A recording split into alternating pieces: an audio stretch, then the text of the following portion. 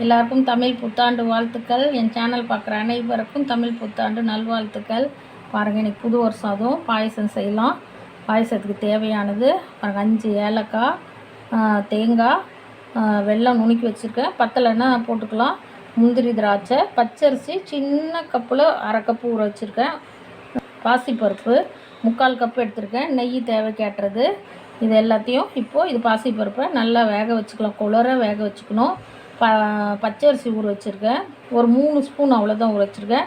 அதையும் இந்த தேங்காயும் நல்ல தேங்காயை கட் பண்ணி ரெண்டையும் ஒன்றா நைஸாக அரைச்சிட்டு வந்துடணும். நைஸானால் ரொம்ப நைஸாக வேணாம், ஒன்றும் கொஞ்சம் ஓரளவுக்கு சொர சொரன்னு அரைச்சி வச்சுட்டு வந்துடலாம். முந்திரி திராட்சை நெய்யில் வறுத்துக்கலாம். ஏலக்காய் தட்டிக்கலாம். ஏலக்காய் கூட தட்டல்னா கூட நீங்கள் இந்த அரிசியிலே போட்டு அரைச்சிட்டு வந்துடுங்க.